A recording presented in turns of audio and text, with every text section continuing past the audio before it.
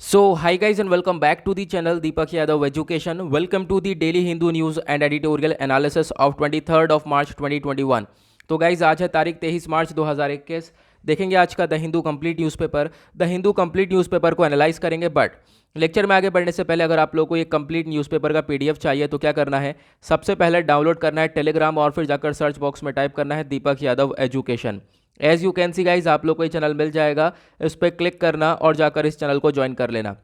देखो, अगर आप लोगों को इस तरीके से ये चैनल नहीं मिलता है तो नीचे डिस्क्रिप्शन बॉक्स में आप सभी लोगों को टेलीग्राम का लिंक दे रखा है, वो इसी चैनल का लिंक है। जैसे ही आप उस पर क्लिक करोगे ऑटोमेटिकली ये चैनल ओपन हो जाएगा, इसको जाकर ज्वाइन कर लेना। ज्वाइन करने से फ़ायदा क्या होगा, यहाँ पे आपको डेली बेसिस पे द हिंदू न्यूज़पेपर मिल जाता है, डेली करंट अफेयर का वीडियो का पीडीएफ, डेली बहुत सारे डिजिटल नोट्स और ये सारी चीज़ें मिलती हैं बिल्कुल फ्री में, तो जाकर इसको ज़रूर ज्वाइन करना। नाउ बढ़ते हैं आगे, और आगे बढ़ने से पहले हमेशा की तरह हम लोग अपने लेक्चर को एक मैप के क्वेश्चन के साथ स्टार्ट करेंगे। तो जैसा कि हमने डिसाइड किया था, हम अभी यूरोप की कंट्रीज़ को कवर कर रहे हैं, तो आज आप लोगों को मैप में जाकर देखना है बेलारूस को, और कल हमने देखा था मोनाको को। ठीक है, कल आपके लिए क्वेश्चन कौन सा था, मोनाको का, और जिसको काफ़ी सारे लोगों ने अच्छे से मैप में देखा था और कमेंट सेक्शन में टाइप किया था। तो एक बार हम लोग रिवीजन कर ले रहे हैं मोनाको कहाँ पर लोकेटेड है, फिर उसके बाद हम लोग बात करेंगे अपने नेक्स्ट क्वेश्चन की। सबसे पहले आते हैं मैप के ऊपर। तो आप लोग देख पाओगे ये कंप्लीट अपना ग्लोब, मैं यहाँ पर जो है 3D अर्थ का इस्तेमाल करता हूँ। ये 3D अर्थ मैप है, सॉरी ऐप है, तो आप यहाँ पर इस ऐप का इस्तेमाल कर सकते हो। ये काफ़ी आपके लिए हेल्पफुल रहने वाला है इस मैपिंग वगैरह के लिए। तो हम लोग सर्च बॉक्स में सबसे पहले टाइप करते हैं मोनाको को, और फिर उसके बाद हम लोग इसको सर्च करेंगे, और सर्च करते ही ये हमें एग्जैक्टली लोकेशन पर लेके चला जाएगा। तो यहाँ पे आप लोग देख सकते हो ये है मोनाको। ओके, तो ये जो कंट्री है, अब आपको क्या देखना है, ये किस किस से बाउंड्रीज को शेयर करती है। तो मेजरली फ्रांस से ये अपने बाउंड्रीज को शेयर करती है। एक सेकंड में आपको दिखाता हूँ। यहाँ पर आप देख पाओगे ये फ्रांस से मेजरली बाउंड्रीज को शेयर करती है, और उसके साथ साथ आपको ध्यान रखना है इटली के पास में ही है। तो थोड़ा सा हम लोग इसके बारे में जान लेते हैं इसके बारे में। तो सबसे पहले जो ये मोनाको है, ये एक यूरोप के अंदर कंट्री है। ऑब्वियस सी बात है, हम यूरोप की कंट्रीज़ को ही कवर कर रहे हैं। ठीक है, उसके बाद यहाँ पे आप देख पाओगे जो इसके बॉर्डर हैं वो फ्रांस से शेयर करता है। नॉर्थ, ईस्ट और वेस्ट साइड पर, तीनों ही साइड पर जो है फ्रांस से ये अपनी बॉर्डर को शेयर करता है। उसके बाद साउथ साइड पर मेडिटेरेनियन सी पड़ता है। ओके, लगभग पॉपुलेशन यहाँ पर 38,000, आप कह सकते हो 40,000 के आसपास है। ये 2019 का डेटा है। कौन सी करेंसी इस्तेमाल करी जाती है, वो है यूरो। कॉन्टिनेंट क्या है, यूरोप। तो हम यूरोप की कंट्रीज़ को कवर कर रहे हैं, जैसे मैंने भी आप लोगों को बताया। तो आई होप आप लोगों को ये क्लियर हो गया होगा। नाउ अब आपके लिए क्वेश्चन क्या है, आज आपके लिए क्वेश्चन है बेलारूस को। तो आप भी इसी तरीके से बेलारूस को मैप में अच्छे से देखना, क्या एग्जैक्ट लोकेशन है, किस किस से बाउंड्रीज को शेयर करता है, आसपास कोई इंपॉर्टेंट सी है या नहीं है। फिर उसके बाद ये सारी चीज़ें देखने के बाद आकर नीचे कमेंट सेक्शन में टाइप करना, जिससे आप इसको लंबे समय तक याद रख पाओगे। चलो बढ़ते हैं आगे। नाउ यहाँ पे आता है हमारा सबसे पहला आर्टिकल आज का, बात करता है कोविड-19 के बारे में। तो क्या बात करी जा रही है, अभी आप लोगों को मालूम है भारत के अंदर बेसिकली दो वैक्सीन काफ़ी हद तक एफिकेसी हैं और काफ़ी हद तक चलाई गई हैं। वो कौन कौन सी हैं, एक है कोविशील्ड और दूसरी है कोवैक्सीन। ठीक है, इन दोनों के बारे में मालूम है, दोनों के बारे में मैंने पढ़ाया हुआ है। ठीक है, यही दोनों वैक्सीन भारत में आजकल पॉपुलर हैं और इन्हीं वैक्सीन का हम लोग इस्तेमाल कर रहे हैं।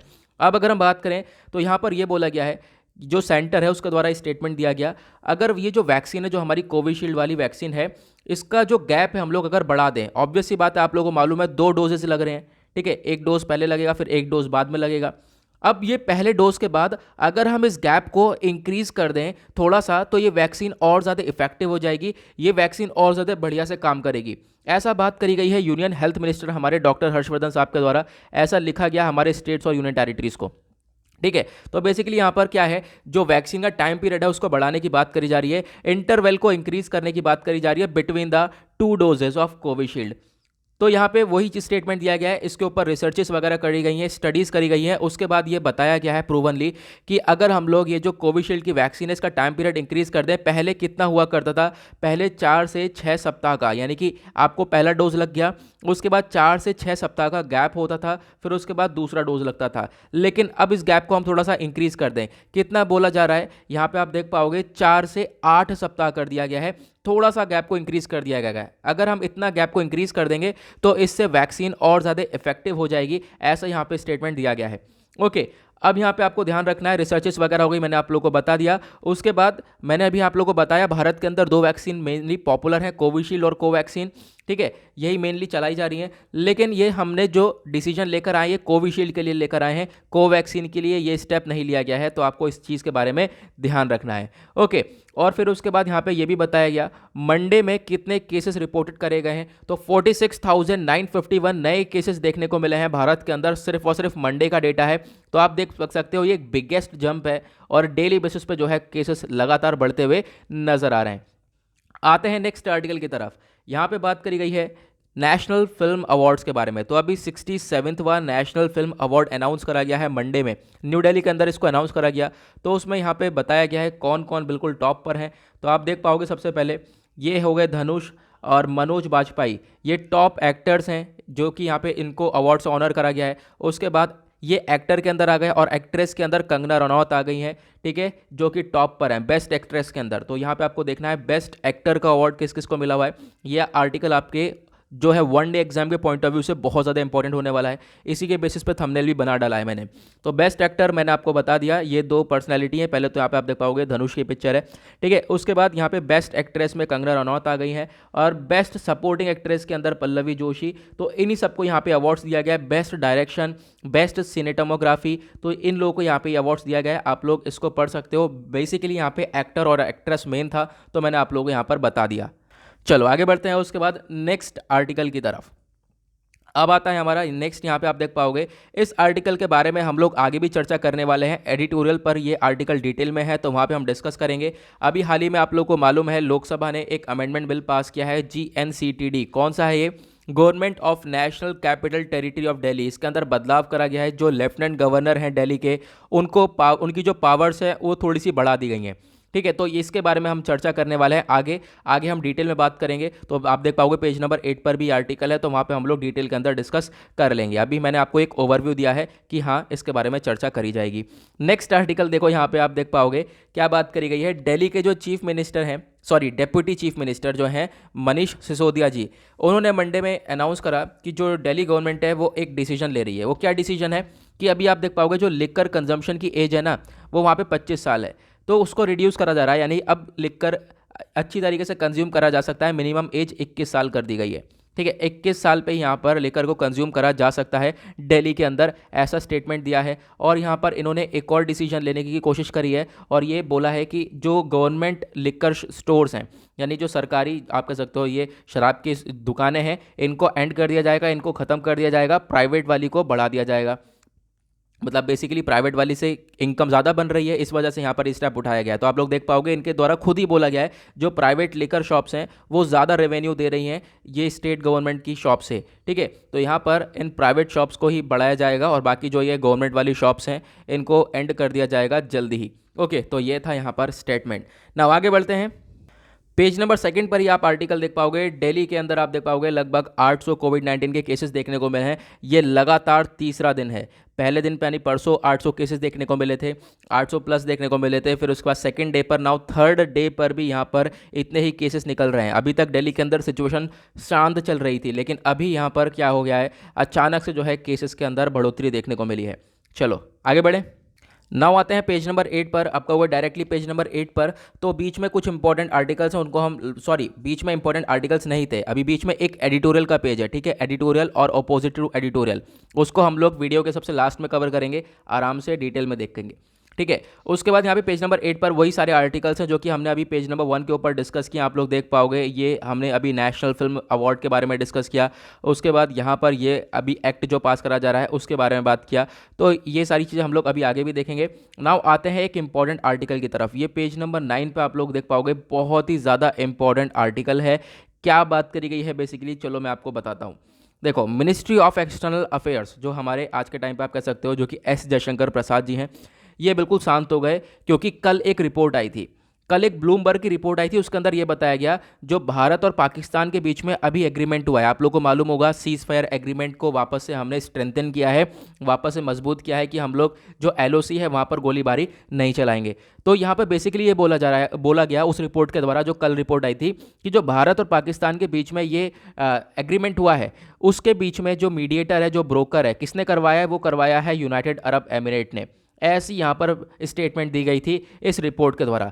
तो सीधे सीधे यहाँ पे जो हमारे मिनिस्ट्री ऑफ एक्सटर्नल अफेयर हैं वो इस रिपोर्ट पे साइलेंट हैं, बिल्कुल शांत हैं, इनके द्वारा कोई भी रिस्पांस नहीं दिया गया है। फिलहाल यहाँ पे एक तरीके से आप देख पाओगे जो बाकी सारी रिपोर्ट्स हैं, यूएई की रिपोर्ट है, पाकिस्तान की रिपोर्ट है, वो एक तरीके से मना कर रही हैं, ऐसा नहीं है। चलो मैं आप लोगों को सबसे पहले दिखाता हूँ क्या सिचुएशन है। ठीक है, तो यहाँ पे टेलीग्राम पर मैंने एक पिक्चर शेयर किया है, यहाँ पे आप लोग देख पाओगे। ये हमारे भारत का ताज वाला एरिया हो गया, ऊपर का आप देख पाओगे। ये है एलओसी, ये है एलएसी, दोनों में डिफरेंस है, ध्यान रखना। ये है एलएसी जिसको हम लोग बोलते हैं लाइन ऑफ एक्चुअल कंट्रोल, और ये है एलओसी जिसको हम लोग बोलते हैं लाइन ऑफ कंट्रोल। यहाँ पे अक्साई चीन वाला एरिया है, ये चाइना ने कब्जा रखा है। ये वाला एरिया है पीओके, पाकिस्तान ऑक्यूपाइड कश्मीर वाला एरिया, ये पाकिस्तान ने कब्जा रखा है। अब ये जो एरिया है, अब यहाँ पर जो है आपस में ये हो गया इंडिया, और एक तरीके से यहाँ पे पाकिस्तान ने कब्जा रखा है ये वाला एरिया। तो यहाँ पर ये वाला जो एलओसी वाला एरिया, इस बॉर्डर पर काफ़ी हद तक फायरिंग देखने को मिलती थी, बहुत गोलीबारी चलती थी आपस में दोनों के बीच में। फिर उसको देखते हुए 2003 के अंदर एक सीज़ फायर एग्रीमेंट कर दिया। सीज़ फायर मतलब जो फायरिंग हो रही है उसको सीज़ कर दिया जाए, जो फायरिंग चल रही है उसको बंद कर दिया जाए पूरी तरह से। 2003 के अंदर ये एग्रीमेंट करा गया था, लेकिन वो 2003 से आज तक फॉलो अप ही नहीं हो पाया, और वो हमेशा वॉयलेट होता हुआ आया है। ठीक है, बहुत ही ज़्यादा बार वॉयलेट हुआ है उसका, लगातार गोलियां मारियां चलती हुई नजर आई हैं। ठीक है, अब यहाँ पर हम लोगों ने हाल ही में, आप लोगों को मालूम है 25 फरवरी की बात है, 25 फरवरी में डिसाइड किया है इंडिया पाकिस्तान ने मिलकर कि जो ये सीज फायर एग्रीमेंट 2003 के अंदर करवाया था वो अब यहाँ पर हम लोग फॉलो करेंगे अच्छे से। और अभी आप देख पाओगे लगभग महीना भर होने वाला है, शांति है। ठीक है, ऑब्वियसली बात है, फॉलो कर रहे हैं, लगभग महीने भर से यहाँ पे शांति है।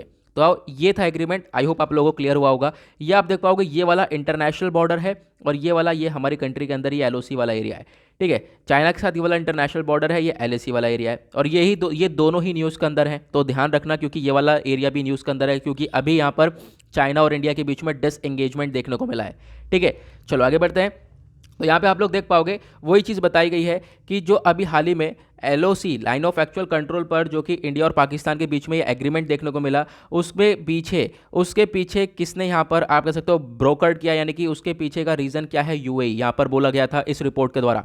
ठीक है, लेकिन यहाँ पे आप देख पाओगे ऐसा रिपोर्ट यहाँ पे और लोगों के द्वारा मना कर दिया गया है। यहाँ पे बार बार वही चीज़ बताई जा रही है कि जो एलओसी सीज फायर वायलेशन है, ये जो आउटकम है ये किसका निकला हुआ है, ये है यूएई का। यानी कि ये जो एग्रीमेंट करवाया है अभी हमने 25 फरवरी को भारत और पाकिस्तान के बीच में कि अब वहाँ पर जो है ये कोई भी फायरिंग नहीं देखने को मिलेगी, तो इसको ब्रोकर कराया गया यूएई के द्वारा। यूएई ने जो है एक तरीके से ये स्टेप उठवाया है, लेकिन बहुत सारी रिपोर्ट्स जो हैं इसको मना कर रही हैं। और फिलहाल इस चीज़ के ऊपर जो हमारे मिनिस्ट्री ऑफ एक्सटर्नल अफेयर हैं उन्होंने वो भी शांत है बिल्कुल, उन्होंने भी कोई रिस्पॉन्स नहीं दिया है कि हाँ ये सही बात है या गलत बात है। ओके, तो ये था यहाँ पे आर्टिकल, आई होप आप लोगों को क्लियर हो गया होगा। 2-3 चीज़ें हम लोगों ने इसके अंदर क्लियर कर ली हैं। उसके बाद आते हैं नेक्स्ट आर्टिकल की तरफ। यहाँ पे आप देख पाओगे लोकसभा ने राजी करा है बिल।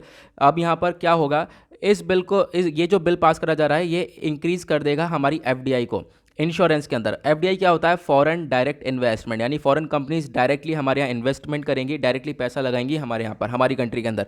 तो बेसिकली ये इंश्योरेंस सेक्टर के अंदर, जो इंश्योरेंस सेक्टर है वहाँ पर ये फॉरेन डायरेक्ट इन्वेस्टमेंट करा जाएगा। फॉरेन कंपनीज इंश्योरेंस सेक्टर के अंदर ये पैसा लगाएंगी। तो लोकसभा ने मंडे में पास कर दिया है इंश्योरेंस अमेंडमेंट बिल 2021। तो यह बिल पास हो चुका है, जिसमें क्या होगा, जो फॉरेन डायरेक्ट इन्वेस्टमेंट है इन द इंश्योरेंस कंपनीज, आप लोगों को मालूम होगा बहुत सारी इंश्योरेंस कंपनीज हैं, वहाँ पर ये इन्वेस्टमेंट बढ़ा दिया जाएगा। और लगभग पहले यहाँ पे 49% तक फॉरेन डायरेक्ट इन्वेस्टमेंट हुआ करता था, अब उसको इंक्रीज़ करके 74% कर दिया गया है। ठीक है, तो यहाँ पे आपको ध्यान रखना है इसके बारे में। और ये जो प्रेसिडेंशियल का अभी क्या चाहिए, हमें एसेंट चाहिए, अभी प्रेसिडेंट की रजामंदी चाहिए इसको लॉ बनाने में। और उसके बाद यहाँ पे आपको ये देखने को मिलेगा, इसमें जो ये लॉ पास करा जा रहा था, ये जो बिल पास करा जा रहा था, इसके प्रति बहुत सारे जो अपोजिशन पार्टीज़ हैं वो सब खड़े हो गए थे, पूरी तरह से वो लोग तैयार नहीं थे। उन लोगों के द्वारा ये कहना है कि हम लोग एफडीआई तो बढ़ा रहे हैं, फॉरेन डायरेक्ट इन्वेस्टमेंट हम लोग डायरेक्टली इतना इंक्रीज़ कर रहे हैं जिससे कि जो इनका स्टेक है वो ये ज़्यादा हो जाएगा, मतलब ये ओनर कहलाने लगेंगे एक तरीके से। ठीक है, इस तरीके से अपोजिंग काफ़ी ज़्यादा करी गई है, लेकिन फाइनली तब भी यहाँ पर इस बिल को पास करा गया है। उसके बाद यहाँ पे आप देख पाओगे इनके द्वारा हमारी जो फाइनेंस मिनिस्टर हैं निर्मला सीतारमन जी, इनके द्वारा यहाँ पे एक और स्टेटमेंट दिया गया, बोला nobody is taking the money outside India. मतलब कि एफडीआई होगी, ऑब्वियस ही बात है, सही से सब कुछ काम चलेगा, कोई पैसा यहाँ से इंडिया से बाहर नहीं जाएगा। बिल जो है इसके अंदर काफ़ी सारे सेफ गार्ड्स हैं, ठीक है, बहुत सारी यहाँ पे गाइडलाइंस वगैरह दे रखी हैं ऑलरेडी, जिसमें कि जो प्रॉफिट होगा वो कंट्री के अंदर, हमारे भारत के अंदर ही इन्वेस्ट करा जाएगा। मतलब कि जो है बिल्कुल सेफली हम ये काम करने वाले हैं। जो एफडीआई है इससे ये खतरा नहीं होगा, जो भी फॉरेन डायरेक्ट इन्वेस्टमेंट बढ़ाया जा रहा है इन इंश्योरेंस कंपनीज़ के अंदर। ओके, ये था आर्टिकल। उसके बाद आते हैं नेक्स्ट आर्टिकल की तरफ। ये भी काफ़ी इंपॉर्टेंट है। बात करी जा रही है India should back UNHRC resolution against Sri Lanka. India को यहाँ पर फिर से जो है मुद्दा उठाना चाहिए यूएनएचआरसी के अंदर श्रीलंका के खिलाफ। अब देखो, श्रीलंका के अंदर आप लोगों को मालूम है 2009 के अंदर एक सिविल वॉर हुआ था, और एक उसे हम लोग फुल फ्लैश्ड वॉर भी कहते हैं। और वो जो आप कह सकते हो श्रीलंका के अंदर, आपको ध्यान रखना है, जो है भारत के अंदर तमिलियन रहते हैं, ठीक है, तमिलियन भारत के अंदर भी रहते हैं और कुछ तमिलियन श्रीलंका के अंदर भी रहते हैं। तो जो श्रीलंका के अंदर तमिलियन रहते हैं उनके खिलाफ, उनके अगेंस्ट ये वॉर हुआ था, और श्रीलंका वालों ने बहुत परेशान किया था उन तमिलियंस को, ऐसा यहाँ पे इस आर्टिकल के अंदर कहना है, ठीक है। बहुत वायलेंस क्रिएट करा गया था उनके खिलाफ। तो उस चीज़ का जो मुद्दा है वो हमने वहीं पे ख़त्म कर दिया था, ठीक है। ज़्यादा लंबा समय ये मुद्दा चला नहीं है। तो बेसिकली जो यहाँ पर आप देख पाओगे, डॉक्टर राजा, इनके द्वारा, डी राजा जो है, इनके द्वारा ये बोला जा रहा है कि जो ये मुद्दा है इसको वापस से उठाना चाहिए यूएनएचआरसी के अंदर इस श्रीलंका के खिलाफ, ठीक है।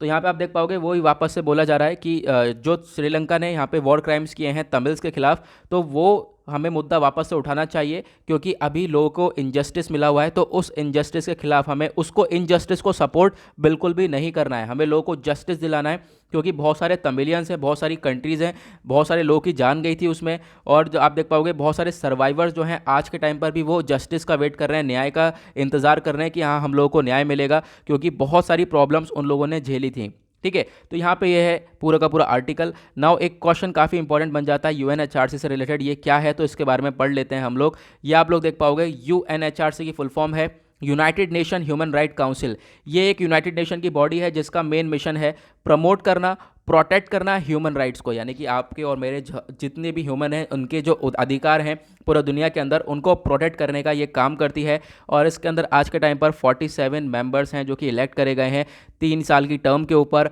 और जो इसका हेडक्वार्टर है वो है जिनेवा, स्विट्ज़रलैंड के अंदर। ये मोस्ट इंपॉर्टेंट है, डायरेक्टली क्वेश्चन बन सकता है, आपको ध्यान रखना है इसके बारे में। ओके, ना आगे बढ़ते हैं उसके बाद नेक्स्ट आर्टिकल की तरफ। आप देख पाओगे पेज नंबर 10 पर आएंगे तो इंडिया ने यहाँ पर रिपोर्ट करे हैं 46,951 न्यू केसेस, जो कि हमने अभी पेज नंबर 1 पर डिस्कस किया है, इसको छोड़ सकते हो। तो काफ़ी तेज़ी से केसेस बढ़ रहे हैं, लोगों की जान भी जा रही है, इन्फेक्शन भी बढ़ रहा है। पिछले 24 घंटों के अंदर काफ़ी इंक्रीमेंट देखने को मिल रहा है केसेस के अंदर, वो बताया गया है। मेनली स्टेट्स आप लोगों को मालूम ही है, महाराष्ट्र, केरला, पंजाब, तो यहाँ पर काफ़ी तेज़ी से केसेस निकल रहे हैं। अभी हम देख पाओगे जो हरिद्वार है वहाँ पर कुंभ का मेला चल रहा है, वहाँ पर भी केसेस निकल रहे हैं काफ़ी हद तक, ठीक है। और दिल्ली के अंदर भी केसेस निकल रहे हैं, मतलब ऑल ओवर द आपका कह सकते हैं कंट्री के अंदर ये केसेस बढ़ते हुए नजर आ रहे हैं। उसके बाद आते हैं नेक्स्ट आर्टिकल की तरफ। बात करी जा रही है गांधी पीस प्राइज दिया जा रहा है फॉर मुजीब एंड सुल्तान कबूस। अब यहाँ पे आप देख पाओगे जो कल्चर मिनिस्टर हैं, इन्होंने सोमवार को अनाउंस किया कि जो father of the nation Bangladesh है, बांग्लादेश के फादर ऑफ नेशन कौन कहलाते हैं, शेख मुजीबुर रहमान, ठीक है। और साथ ही साथ आप देख पाओगे एक फॉर्मर सुल्तान ऑफ ओमान है, ओमान के सुल्तान हैं जिनका नाम है लेट कबूस, ठीक है, लेट कबूस बिन सैद अल सैद। तो यहाँ पे ये देख पाओगे इन लोगों को अवार्ड दिया जा रहा है, कौन सा, गांधी पीस प्राइज़। अब ये साल 2020 और 19 का अवार्ड दिया जा रहा है। अब हम लोग गांधी पीस प्राइज़ अवार्ड को दे रहे हैं क्योंकि मिनिस्ट्री के द्वारा ये कहना है जो रहमान साहब थे, यानी कि जो बांग्लादेश के फादर ऑफ नेशन थे, इन्होंने काफ़ी अच्छी तरीके से चीज़ों को डेवलप करी हैं, सोसाइटी, इकोनॉमी, पॉलिटिक, हर तरीके से ये चले हैं और नॉन वायलेंस का इन्होंने तरीका अपनाया है। तो उस वजह से गांधी पीस प्राइज़ इनको दिया जा रहा है। उसके साथ साथ जो दूसरे हैं आप देख पाओगे सुल्तान कबूस जी। अब यहाँ पर इनके द्वारा क्या, इनको क्यों दिया जा रहा है अवार्ड, यहाँ पे ये बोला जा रहा है भारत और ओमान के बीच में जो रिलेशन है आज के टाइम पर वो इन्हीं पर्सनैलिटी की वजह से हैं। ये भारत में आए थे, इन्होंने पढ़ाई करी भारत में, फिर उसके बाद इन्होंने भारत के रिलेशन ओमान से अच्छे करवाए और मजबूत हो गए हैं उसके बाद से ही रिलेशन, तो इसी वजह से इनको भी ये अवार्ड दिया जा रहा है। तो आपको ध्यान रखना है, गांधी पीस प्राइज़ अवार्ड दिया गया है, मतलब अनाउंस करा गया है फाइनली 2 पर्सनैलिटी के लिए। वो कौन 2 पर्सनैलिटी है मैंने आपको बता दिया, क्या रीज़न है वो भी मैंने आप लोगों को यहाँ पे बता दिया है ना। उसके बाद आते हैं नेक्स्ट आर्टिकल की तरफ। यहाँ पे आप देख पाओगे एक और पर्सनैलिटी है जिनका नाम है सागर सरहदी, और इनकी डेथ हो गई है तो उसी वजह से न्यूज़ के अंदर हैं। ये कौन है, राइटर डायरेक्टर हैं यश चोपड़ा को आप जानते होंगे। यश चोपड़ा पब्लिकेशन कह रहा हूँ मैं, यश चोपड़ा हमारी जो है इंडियन फिल्म डायरेक्टर हैं वैसे तो, अगर हम बात करें वो एक इंडियन फिल्म डायरेक्टर थे, प्रोड्यूसर थे हिंदी फिल्म्स के, और यशराज फिल्म्स करके यहाँ पे फिल्म्स क्रिएट करी जाती थी, तो उसी के अंदर यहाँ पे राइटर डायरेक्टर हैं, जाने जाते थे इसी चीज़ के लिए। यश चोपड़ा के रोमांटिक टर्न के लिए जाने जाते थे। ठीक है, तो इनकी डेथ हो गई है 87 यहाँ पे ईयर ओल्ड के हो गए थे यहाँ पे। और इनके द्वारा क्या क्या लिखा गया है वो यहाँ पे बताया गया है कि किस किस चीज़ में इन्होंने कंट्रीब्यूट किया है। ठीक है, फिलहाल यहाँ पे एक छोटा सा नाम याद रख सकते हो जो कि आपसे डायरेक्टली पूछा जा सकता है। उसके बाद आगे बढ़ते हैं। पेज नंबर 11 12 पूरा एडवर्टीजमेंट भरा हुआ पेज है, नहीं पढ़ना। पेज नंबर 13 पे देखेंगे दुनियादारी में क्या चल रहा है।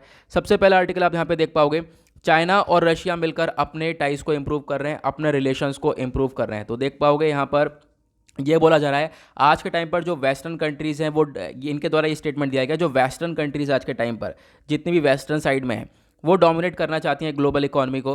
तो यहाँ पर वो अपने, आप कह सकते हो, चीज़ों को इम्प्लीमेंट करना चाहती हैं, इम्पोज करना चाहती हैं। तो ऐसा ना हो, इस वजह से चाइना और रशिया आपस में मिलकर अपने टाइज, अपने रिलेशंस को इम्प्रूव कर रहे हैं ताकि यूएसए से भी टैकल कर पाएँ। ऑब्वियसली बात है, आप देख पाओगे यूएसए से टैकल करने के लिए यहाँ पर ये दोनों अपने रिलेशंस को इंप्रूव कर रहे हैं। उसके बाद नेक्स्ट आर्टिकल आप देख पाओगे, बात करी गई है यूएस का डेटा ये बताता है जो एस्ट्राजेनेका वैक्सीन है वो काफ़ी इफेक्टिव है सभी उम्र के लोगों के लिए, सभी एजेस के लिए। तो काफ़ी इंपॉर्टेंट यहाँ पे डेटा है, क्योंकि अभी हाल ही में आप लोगों को मालूम होगा एस्ट्राजेनेका वैक्सीन न्यूज़ के अंदर भी थी, बहुत सारी यूरोप कंट्रीज़ के द्वारा ये बोला गया ये कंट्रीज़, ये जो वैक्सीन है इससे काफ़ी प्रॉब्लम हो रही है, ब्लड क्लॉटिंग देखने को मिल रही है। तो बहुत सारी कंट्रीज़ ने इसको सस्पेंड कर दिया गया था, लेकिन अब यहाँ पर फाइनली ये बताया गया है बहुत सारी कंट्रीज़ जो है इसको वापस से बैक कर चुकी हैं। और यूएस का डेटा ये बताता है ये वैक्सीन काफ़ी इफेक्टिव है सभी उम्र के लोगों के लिए। आ जाओ नेक्स्ट और इंटरेस्टिंग आर्टिकल के ऊपर। यार ये आर्टिकल देख के ना हंसी छूट गई। देखो क्या है, अभी हाल ही में क्या हुआ था, आप लोगों को मालूम है कि जो साउथ चाइना सी है, ठीक है, साउथ चाइना सी चाइना के पास में ही है बिल्कुल। फिर इधर की साइड आओगे तो फिलीपींस देखने को मिलेगा, ठीक है, जिसकी कैपिटल है मनीला।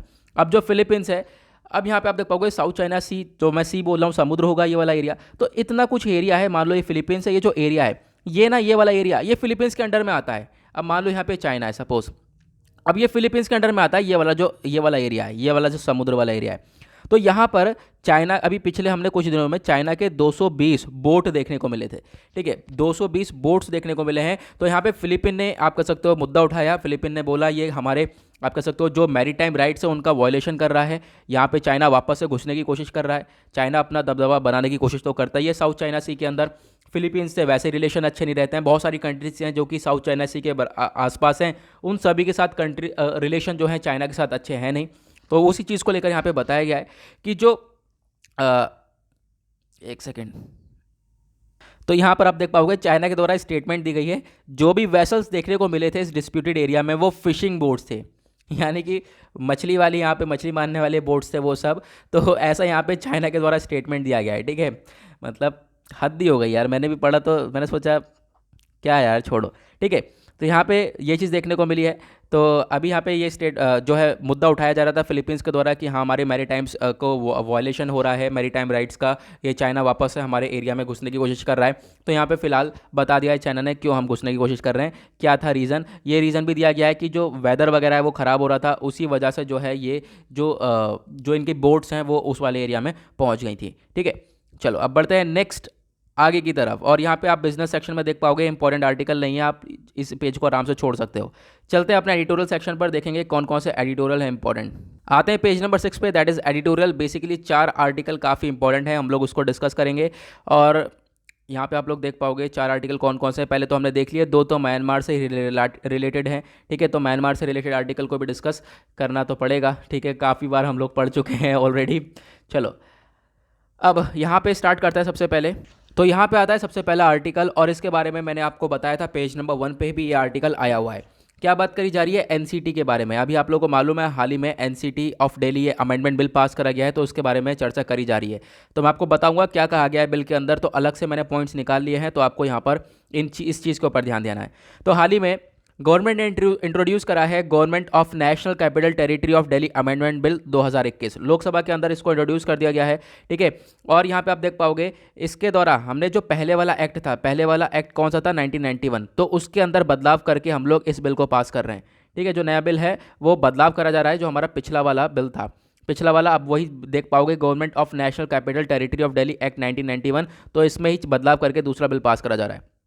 अब अगर हम बात करें मेन जो इसका मकसद है, जो ये बिल पास करा जा रहा है आज के टाइम पर, मेन मकसद ये है कि जो लेफ्टिनेंट गवर्नर हैं दिल्ली के अंदर, उनको थोड़ी जो उनकी पावर्स है उनको इंक्रीज़ कर दिया गया है, उनकी रिस्पॉन्सिबिलिटीज़ को इंक्रीज़ कर दिया गया है। की पॉइंट्स देखते हैं। सबसे पहले प्रोविजन क्या है बिल का, तो आप देख पाओगे government to mean lieutenant governor. Government का मतलब ही क्या है, लेफ्टिनेंट गवर्नर, सीधे सीधे यहाँ पर बोल दिया गया है। और उसके बाद जो लेफ्टिनेंट गवर्नर हैं उनकी जो डिस्क्रिशनरी पावर्स हैं, यानी ऑप्शनल पावर्स हैं, उनको इंक्रीज़ कर दिया गया है, उसको वाइडन कर दिया गया है। यानी कि बिल जो है बहुत सारी जो पावर्स दे देता है, डिस्क्रिशनरी पावर्स दे देता है लेफ्टिनेंट गवर्नर को बहुत सारे मैटर्स के अंदर। देखो पहले अगर हम बात करें, पहले हाल ही में जो वर्डिक्ट आया हुआ था सुप्रीम कोर्ट का, उसके अंदर यहाँ पर लेफ्टिनेंट गवर्नर को इजाज़त नहीं थी कि अपने ओपिनियंस वगैरह रख सकें, लेकिन अब वहाँ पर वो बदलाव कर दिया गया है। अब यहाँ पे लेफ्टिनेंट गवर्नर अपना ओपिनियंस रख सकते हैं, प्लस उनके पास डिस्क्रिशनरी पावर्स हैं किस मैटर के अंदर जो भी legislative of assembly of Delhi जो है यहाँ पे एम्पावर करेगी या फिर कोई भी कानून बनाएगी, तो उसके अंदर यहाँ पे लेफ्टिनेंट गवर्नर के पास भी डिस्क्रिशनरी पावर्स आ चुकी हैं, पहले ये नहीं थी। उसके बाद आप देख पाओगे यहाँ पे क्या हो गया है, जो लेफ्टिनेंट गवर्नर हैं उनको एक ऐसी अपॉर्चुनिटी मिल गई है कि अगर कोई भी डिसीजन लिया जाएगा, आप कह सकते हो दिल्ली कैबिनेट के द्वारा, काउंसिल ऑफ मिनिस्टर के द्वारा कोई भी डिसीजन लिया जाएगा, तो उसके अंदर लेफ्टिनेंट गवर्नर का ओपिनियन होना यहाँ पे इंपॉर्टेंट हो जाएगा, इनका भी ओपिनियन होगा। तो पहले ये नहीं हुआ करता था, तो यही बदलाव करा गया है। तो एक तरीके से आप कह सकते हो दिल्ली के अंदर अभी इलेक्टेड जो आज के टाइम पर जो हमारी सरकार है वो बीजेपी वाली वोट तो है नहीं, तो आप देख पाओगे जो दिल्ली है, बेसिकली मुद्दा ये उठाया जा रहा है कि दिल्ली के अंदर भी जो इलेक्टेड गवर्नमेंट है ना वो रूल करना चाह रही है। ठीक है, इस तरीके से मुद्दा यहाँ पे उठाया जा रहा है। तो बेसिकली क्या कर दिया गया है, लेफ्टिनेंट गवर्नर का भी यहाँ पे ओपिनियन होना चाहिए जितने भी डिसीजंस आएंगे दिल्ली के। ठीक है, तो यहाँ पर ये स्टेप उठाया गया है। तो आप लोग देख पाओगे यहाँ पर जो बोला गया है, ये जो ऑथर है इनके द्वारा क्या बोला गया है, जो गवर्नमेंट का ये बिल है ये क्या कर देगा, जो elected government will reduce the elected government to a mere vestigial organ. मतलब वो ये है कि जो पावर्स है लेफ्टिनेंट गवर्नर की वो काफ़ी हद तक इंक्रीज कर दी गई हैं। अब इस एरिया के अंदर आप लोग देख पाओगे वही सारी चीज़ें डिस्क्राइब करी गई हैं बार बार। ठीक है, तो हम लोग यहाँ पर इसको मैंने आप लोगों को बता ही दिया है क्या क्या पढ़ना है और क्या क्या न्यूज़ के अंदर है, वो मैंने आप लोगों को अच्छे से वो पॉइंट्स निकाल के 4-5 पॉइंट्स है वो आपको ध्यान रखने हैं। यहाँ पे आप लोग देख पाओगे ये इसके अंदर आपको मिल जाएगा, कमेंट पिन कर रखा है। तो ये बहुत से ऐप्स के अंदर कमेंट खुल नहीं रहा होगा, तो उसके लिए मैंने आपको बताया भी है कि आप लोग अपने फ़ोन में एडोब रीडर को डाउनलोड कर लो। ठीक है, एडोब रीडर को डाउनलोड कर लेना। जैसे ही आप वहाँ पे डाउनलोड करोगे, उसमें ओपन करोगे तो ये शो होगा, वहाँ से आप लोग जो है इन प्रिंट को भी देख सकते हो। ओके, उसके बाद नेक्स्ट आर्टिकल आता है यहाँ पर यूएस डिफेंस सेक्रेटरी के बारे में। तो अभी आप लोगों को मालूम है हाल ही में यूएस के जो डिफेंस सेक्रेटरी हैं जिनका नाम है लॉर्ड ऑस्टिन, ये न्यू दिल्ली के विजिट पे आए थे 3 दिन के लिए, अच्छे से विजिट हुई। तो उसमें क्या क्या बातचीत करी गई है वो बेसिकली बताया जा रहा है। तो इंडो पैसिफिक को लेकर काफ़ी हद तक बातचीत करी गई है। तो आप लोग यहाँ पर देख पाओगे इस किस किस चीज़ के बारे में बताया गया है। अभी हाल ही में एक विजिट हुआ था, अभी हाल ही में आप देख पाओगे क्वाड समिट हुई थी। ठीक है, क्वाड क्या है, क्वाड बेसिकली 4 कंट्रीज़ का ग्रुप है। कौन कौन होता है इसके अंदर, इंडिया है, जापान है, यूएसए, ऑस्ट्रेलिया। तो इनके आपस में मीटिंग हुई थी। उसके बाद ही कुछ टाइम बाद जो यूएस के डिफेंस सेक्रेटरी है वो भारत आए, उन्होंने डिस्कशन किया बहुत सारी चीज़ों को लेकर, जैसे कि इंडो पैसिफिक रीजन है जहाँ पर चाइना अपना एग्रेशन दिखाता है, वहाँ पर यूएसए और इंडिया मिलकर काम करेंगे, यूएसए इंडिया मिलकर वहाँ पर शांति बनाएंगे। कौन सा वाला एरिया है, चलो मैं आप लोगों को यहाँ पर दिखा देता हूँ एक बार तो क्लियरली, इंडो पैसिफिक रीजन। तो ये वाला जो एरिया है ये है इंडो पैसिफिक रीजन। ठीक है, यहाँ पर बेसिकली चाइना का एग्रेशन देखने को मिलता है, तो इंडिया और यूएसए मिलकर काम करेंगे ताकि यहाँ पे शांति बनाई जाए। ओके, उसके बाद यहाँ पे आप देख पाओगे भारत और यूएसए के बीच में ऑलरेडी बहुत सारे एग्रीमेंट्स हैं, जैसे कि लेमुआ, कोमकासा, बेका। ठीक है, तो मैं यहाँ पे आपसे प्लीज़ कह रहा हूँ कि इस वाली वीडियो को देख लेना, ये मैं ऑलरेडी वीडियो बना चुका हूँ। लेमुआ एग्रीमेंट क्या है, कोमकासा क्या है, बेका क्या है, ये मैं डिटेल में बना चुका हूँ। तो आप लोग 10 मिनट का वीडियो होगा, तो इसमें मैंने सारे एग्रीमेंट समझा रखे हैं जो यूएसए और इंडिया के बीच में हुए हुए हैं। तो इसका वीडियो को आप लोग सर्च कर सकते हो यूट्यूब के ऊपर कि व्हाट इज़ बेका कोमकासा करके आप सर्च कर लेना, बाय दीपक यादव एजुकेशन, आपको वीडियो ऊपर ही मिल जाएगा, उसको जाकर जरूर देखना। ये चारों एग्रीमेंट बहुत ज़्यादा इंपॉर्टेंट है, यहाँ पे समझाने में और ज़्यादा टाइम कंज्यूमिंग प्रोसेस हो जाएगा, तो मैं आपसे रिकमेंड कर रहा हूँ आप उसको आराम से, उसमें पिक्चर्स के थ्रू समझाया गया है डिटेल में। ठीक है, तो बेसिकली जो ये एग्रीमेंट हुए हुए हैं पहले से, इन एग्रीमेंट को और ज़्यादा इनका जो पोटेंशियल है वो इंक्रीज कर दिया जाएगा। इन एग्रीमेंट पे हम लोग और ज़्यादा अच्छी तरीके से काम करेंगे। जो इन्फॉर्मेशन शेयरिंग है वो इंडिया और यूएसए के बीच में हुआ करेगी। आर्टिफिशियल इंटेलिजेंस के ऊपर इंडिया और यूएसए मिलकर काम करेंगे। ठीक है। उसके बाद यहाँ पे आप देख पाओगे ये भी बोला जा रहा है कि जो इंडिया है आज के टाइम पर जो इंडो पैसिफिक रीजन है वहाँ पर यूएसए और भारत मिलकर क्या करने वाले हैं, फ्री और उसको ओपन बनाने वाले हैं। इंडो पैसिफिक रीजन कौन सा है मैंने भी आप लोगों को बताया है। फ्री और ओपन बनाने की बात करी जा रही है, क्यों? क्योंकि वहाँ पे चाइना का एग्रेशन देखने को मिलता है। उसके बाद नेक्स्ट यहाँ पे पॉइंट आप देख पाओगे ये भी बोला गया है मिस्टर ऑस्टिन के द्वारा, उन्होंने क्लियर कर दिया कि अगर यहाँ पे बाइडन के जो एडमिनिस्ट्रेशन है ये कार्ड सा सैंक्शंस लगा सकते हैं, यानी कि मान लो अगर हम लोग रशिया से मिलिट्री वेपन्स वगैरह ले रहे हैं, मिलिट्री वेपन्स की डील वगैरह कर रहे हैं, तो जो यूएसए है वो कार्ड सा सैंक्शंस वगैरह भी लगा सकता है। बहुत सारी कंट्रीज़ के ऊपर यूएसए ने सैंक्शंस लगा रखे हैं, तो यहाँ पर चांसेस है कि भारत के ऊपर भी लग सकते हैं। ओके तो ये था आर्टिकल, आई होप आप लोगों को क्लियर हुआ होगा। नेक्स्ट आर्टिकल बात करता है म्यांमार के बारे में। तो म्यांमार के अंदर आज के टाइम पर क्या सिचुएशन है आप सभी लोगों को मालूम है। मैं आपको एक छोटा सा ओवरव्यू देता हूं, फिर उसके बाद हम लोग डिस्कस करने वाले हैं इस सिचुएशन को। तो आज के टाइम पर आप देख पाओगे जो म्यांमार के अंदर पहले हुआ करती थी एक डेमोक्रेटिकली इलेक्टेड पॉलिटिकल पार्टी, लेकिन यहाँ पे अभी हाल ही में 1 फरवरी की बात है, वहाँ पे आ चुका है मिलिट्री कू। ठीक है, कू की स्पेलिंग है COUP, इसको बोलते हैं तख्ता पलट, यानी मिलिट्री ने अपना रूल कर लिया है, उस पॉलिटिकल पार्टी को हटा दिया है, वहाँ पे मिलिट्री का पूरी तरह से कब्जा चल रहा है। ठीक है, तो आप यहाँ पे ये देख सकते हो। तो यही चीज़ें लोगों को पसंद नहीं है, लोग प्रोटेस्ट कर रहे हैं, आपस में लड़ाइयाँ हो रही हैं और फिर लोग जो है म्यांमार छोड़कर निकल रहे हैं, वहाँ से अपनी जान बचाकर भाग रहे हैं। तो आप देख पाओगे इसका वे फॉरवर्ड बताया गया है, यानी क्या सुझाव है, क्या सिचुएशन चल रही है, मैंने आप लोगों को बता दिया। पॉलिटिकल पार्टी चलती थी और उसमें उसकी लीडर थी आंग सुन सू की, इनको भी आप कह सकते हो डिटेन कर रखा है, इनको भी जो है अरेस्ट वगैरह कर रखा है, कस्टडी में ले रखा है, इनको बहुत परेशान किया जा रहा है। और फरवरी 1 से यानी 1 फरवरी से जब से ये आप कह सकते हो मिलिट्री को आया है, उससे तब से आप देख सकते हो एक डेटा बता रहा है 247 लोगों की जान जा चुकी है। और फिर लोग ऐसी कंट्री में रहना पसंद नहीं करेंगे जहाँ पे मिलिट्री जो है अपने देश के लोगों को मार रही है, तो लोग इसी वजह से डर के मारे निकल निकल कर भाग रहे हैं, इंडिया की साइड, भारत की साइड आ रहे हैं। ठीक है, बहुत सारे जो भारत के राज्य हैं वो अपने बाउंड्रीज को शेयर करते हैं म्यांमार के साथ। मैं आपको मैप में दिखाता हूँ, अगेन मैपिंग के थ्रू ज़्यादा चीज़ें क्लियर हो पाएंगी। तो यहाँ पे मैं एक चीज़, अब यहाँ पे ये वाला मैप देखो, इसमें क्लियर हो जाएगा। ये वाला एरिया आप लोग देख पाओगे, ये हो गया म्यांमार। अब म्यांमार से जो ये भारत के कौन कौन से राज्य हैं जो कि बाउंड्री को शेयर करते हैं, आप देख पाओगे अरुणाचल प्रदेश हो गया, नागालैंड, मणिपुर और मिजोरम। ज़्यादातर लोग मिजोरम के अंदर भाग रहे हैं। ठीक है, और यहाँ पे आप देख पाओगे उसी वजह से काफ़ी हद तक चर्चा में है ये म्यांमार की इशू जो है। अब यहाँ पे मिजोरम के अंदर भाग तो रहे हैं लोग, लेकिन आप कह सकते हो जो हमारा राज्य है, ठीक है, जो न्यू दिल्ली है, वो यहाँ पे ये मना कर रहा है कि किसी को भी एंट्री नहीं देनी है। ठीक है, इन लोगों की एंट्री यहाँ पर नहीं देनी है, हमें रेफ्यूजी को नहीं लेना है। ठीक है, रेफ्यूजी क्या होता है, शरणार्थी। ठीक है, तो बेसिकली यहाँ पे लोग जो है शरण में आने की कोशिश कर रहे हैं, लेकिन यहाँ पर आप देख पाओगे जो मिजोरम है दूसरी तरफ सपोर्ट कर रहा है। ठीक है, किनको, म्यांमार के लोगों को। मिजोरम जो आप कह सकते हो एक तरीके से यहाँ पे क्या हो गया, मिजोरम सपोर्ट कर रहा है और जो न्यू दिल्ली है यानी जो सेंटर है वो मना कर रहा है। तो सेंटर और स्टेट के बीच में एक तरीके से डिस्प्यूट देखने को मिल रहा है। मिजोरम का कहना यह है जो भी लोग आ रहे हैं उनको हमें एक्सेप्ट करना चाहिए। ठीक है, उनकी आप कह सकते हो रक्षा करनी चाहिए हम लोग को, उनको शेल्टर प्रोवाइड करवाएं, उनको फूड प्रोवाइड करवाएं, क्योंकि वो लोग काफ़ी परेशानी में है।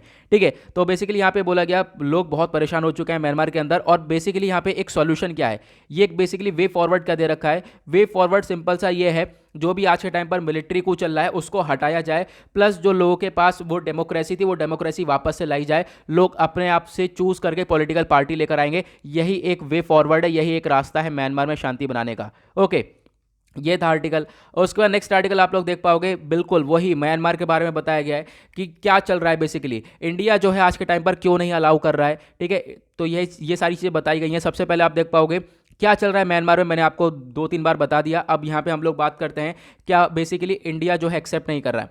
अगर हम बात करें यहाँ पे इंडिया को क्रिटिसाइज करा जा रहा है, एक तरफ इंडिया सपोर्ट करता है, एक तरफ इंडिया जो है UN ह्यूमन राइट काउंसिल के अंदर बोल रहा है कि सपोर्ट कर रहा है लोगों को कि हाँ म्यांमार के अंदर ऐसा नहीं होना चाहिए। दूसरी तरफ इंडिया जो है म्यांमार के लोगों को एंट्री नहीं दे रहा है।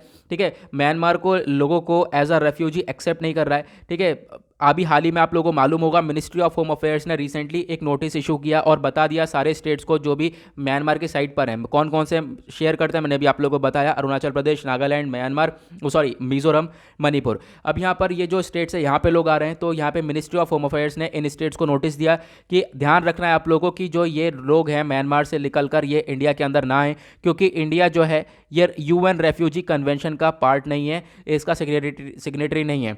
तो बेसिकली ये सारी चीज़ें कौन डिसाइड करता है, UN रेफ्यूजी कन्वेंशन डिसाइड करता है। इसके अंदर बहुत सारी कंट्रीज़ है जहाँ पर ये डिसाइड करते हैं कि हाँ कोई भी शरणार्थी जा सकता है। ठीक है, फिलहाल अभी यहाँ पे इस पर फोकस मत करो, अभी हम लोग फोकस करते हैं किसी और चीज़ के ऊपर। वो क्या है, म्यांमार के अंदर क्या सिचुएशन है ये मैंने आप लोगों को क्रिएट करके सब कुछ बता दिया है।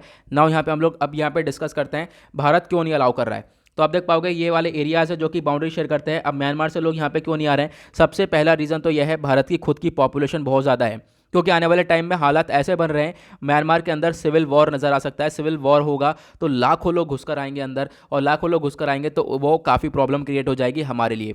ठीक है, पॉपुलेशन ऑलरेडी हमारी बहुत ज़्यादा है। सेकंड रीज़न आप देख पाओगे म्यांमार के नीचे जो है रेखाइन वाला स्टेट देखने को मिलेगा जहाँ पे रोहिंग्या क्राइसिस हुआ था। ठीक है, उस बाद क्या होगा अगर यहाँ पे हम लोगों ने इनको refuge as a refuge status दिया तो जो रोहिंग्या वाले लोग हैं, रोहिंग्या कम्युनिटी भी घुसकर आएगी, फिर और ज़्यादा लोग बढ़ जाएंगे। दूसरा बहुत बड़ा रीज़न यहाँ पर ये भी है।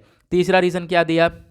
तीसरा आप लोग देख पाओगे जो भारत है वो उसका यूएन रेफ्यूजी कन्वेंशन का पार्टी नहीं है। यूएन रेफ्यूजी कन्वेंशन बेसिकली क्या है, इसमें क्या होता है कि इसने डिक्लेयर कर रखा है कि जो लोग हैं ह्यूमन है, मान लो जैसे म्यांमार के लोग हैं तो उनके पास राइट्स हैं कि वो दूसरी कंट्री के अंदर जाकर एसाइलम ले सकते हैं, शेल्टर ले सकते हैं, ठीक है, अपने आप को प्रोटेक्ट कर सकते हैं। तो बेसिकली इंडिया इसका पार्टी नहीं है। तो यहाँ पर बेसिकली ये सारी चीज़ें बोली गई हैं। तो ये सारे रीजंस हैं, आई होप आप लोगों को क्लियर हो गए होंगे। नाउ इसी के साथ करते हैं हम लोग अपने न्यूज़पेपर एनालिसिस का एंड। आई होप आप लोगों को सारी चीज़ें क्लियर हो गई होंगी। हमारा एक आर्टिकल रह गया है ईरान न्यूक्लियर डील के बारे में, उसको मैं डिस्कस कर लूँगा, नो प्रॉब्लम। सारी चीज़ें ऐसी चलती रहेंगी, ठीक है, उसको जल्दी से डिस्कस कर लिया जाएगा। ईरान न्यूक्लियर डील के बारे में वैसे मैं काफ़ी बार पढ़ा चुका हूँ, मैं आपको और अच्छे से क्रिएट कर दूंगा, एक आंसर राइटिंग फॉर्मेट में ढेर सारे पॉइंट्स लिखकर दे दूंगा। ओके, नाउ मिलते हैं आप लोगों से नेक्स्ट वीडियो में। आज के लिए bye bye, have a nice day.